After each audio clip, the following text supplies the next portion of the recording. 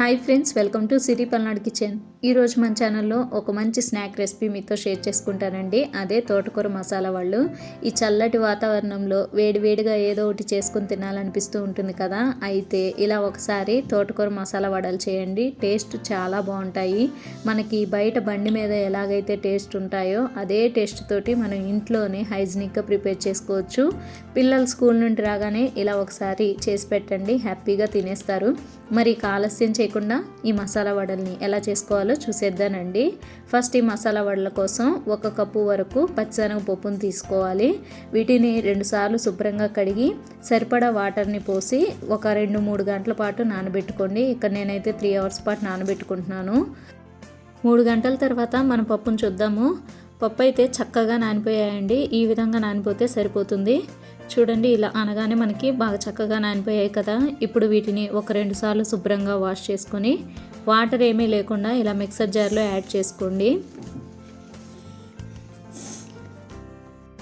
ఈ విధంగా మిక్సర్ జార్లో యాడ్ చేసుకున్న తర్వాత కొంచెం పప్పుని పక్కన పెట్టుకోండి. ఈ విధంగా కొంచెం పిడికెడు వరకు పప్పుని తీసుకొని పక్కన పెట్టుకోండి.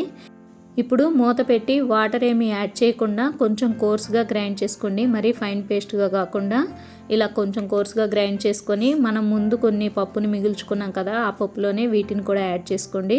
ఇలా పప్పుని యాడ్ చేసుకొని పక్కన పెట్టుకోండి. ఇప్పుడు దీనిలోనికి మనం తోటకూరని యాడ్ చేసుకోవాలి. ఇక్కడ నేను తీసుకున్న కప్పు క్వాంటిటీకి ఇలా 10 రూపీస్కి 3 కట్టలు వస్తాయి కదా, వాటిలో ఒక కట్టను తీసుకొని ఈ విధంగా శుభ్రంగా కడిగి సన్నగా చాప్ చేసి తీసుకోండి. మనకి తోటకూర వేస్తే మసాలా వాళ్ళు టేస్ట్ చాలా బాగుంటాయండి. ఆకుకూరలు హెల్త్కి మంచిది కాబట్టి హ్యాపీగా యాడ్ చేసుకోవచ్చు. ఇప్పుడు మనం ముందు గ్రైండ్ చేసి పెట్టుకున్న పిండిలో ఆనియన్ ముక్కల్ని అలాగే పచ్చిమిర్చి కరివేపాకు పీసెస్ని కూడా యాడ్ చేసుకొని మనం ముందు కట్ చేసుకున్న తోటకూరను కూడా యాడ్ చేసుకోండి. తర్వాత రుచికి సరిపడా సాల్ట్ని, 1 టేబుల్ స్పూన్ అల్లం వెల్లుల్లి పేస్ట్ని, 1 స్పూన్ వరకు ధనియాల పొడిని యాడ్ చేసుకోండి. నాకు ఇక్కడ ఆ క్లిప్ మిస్ అయింది. అలాగే 1 అర స్పూన్ వరకు గరం మసాలాను కూడా యాడ్ చేసుకొని 1 టేబుల్ స్పూన్ శనగపిండి, 1 టేబుల్ స్పూన్ బియ్య పిండిని కూడా యాడ్ చేసుకొని ఇప్పుడు ఈ మసాలా మొత్తం ఆ పిండిలో కలిసేలాగా కలుపుకోండి. మనకి వాటర్ ఏమి యాడ్ చేసుకోవాల్సిన అవసరం లేదు. ఈ విధంగా అన్నీ బాగా కలిసేలాగా కలుపుకోండి. మనకి కన్సిస్టెన్సీ అయితే ఈ విధంగా ఉంటుందండి.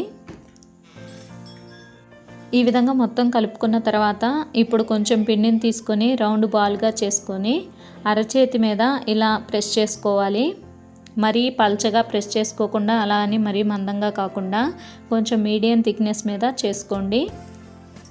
చూడండి, ఈ విధంగా చేసుకున్న వీటిని ఇప్పుడు ఆయిల్లో యాడ్ చేసుకొని ఇక ఫ్రై చేసుకోవడమేనండి. ఆయిల్ మీడియం హీట్గా ఉన్నప్పుడు ఒక్కొక్కటిగా వీటిని ఆయిల్లో యాడ్ చేసుకోండి. ఆయిల్లో యాడ్ చేసిన వెంటనే కదిలించకుండా ఇవి కొంచెం ఫ్రై అయ్యి పైకి తేలేంత వరకు కదిలించకండి. చూడండి, ఇక్కడ నేనైతే ఒక 5 వరకు ఆయిల్లో యాడ్ చేసుకున్నాను. ఇప్పుడు గరిటె తీసుకొని 2 వైపులా తిప్పుకుంటూ మంచి గోల్డెన్ కలర్ వచ్చేంత వరకు మీడియం ఫ్లేమ్ మీదనే ఫ్రై చేసుకోండి. హై ఫ్లేమ్లో ఫ్రై చేయకండి, ఎందుకంటే మనం ఇవి కొంచెం మందంగా చేసుకుంటాం కాబట్టి లోపల ఉడకదు. అదే మీడియం ఫ్లేమ్ మీద కనుక ఫ్రై చేసుకుంటే చక్కగా లోపల వరకు ఉడుకుతుంది. చూడండి, మనకి ఎంత చక్కగా ఫ్రై అయిపోయిందో. ఈ విధంగా ఫ్రై అయితే సరిపోతుంది. ఇప్పుడు వీటిని ఆయిల్ నుండి తీసివేయడమేనండి. చాలా సింపుల్ కదా. ఇలా ప్రిపేర్ చేసుకునే ఈ మసాలా వడల్ని మనం రెగ్యులర్గా ఇంట్లో చేసుకునే పల్లీ చట్నీతో కానీ లేకపోతే టమాటా సాస్తో కానీ తిన్నా కానీ టేస్ట్ చాలా బాగుంటుంది. అంతేకాదండి, ఈ వడలు పైకి క్రిస్పీగా లోపల సాఫ్ట్గా చాలా బాగుంటాయి. మరి ఎమ్మి తోటకూర వడల్ని మీరు కూడా ఒకసారి ట్రై చేయండి. ట్రై చేశాక మీకు ఎలా అనిపించిందో మీ ఫీడ్బ్యాక్ని నాతో షేర్ చేసుకోండి. ఈ రెసిపీ మీకు నచ్చితే ప్లీజ్ లైక్ చేయండి, షేర్ చేయండి.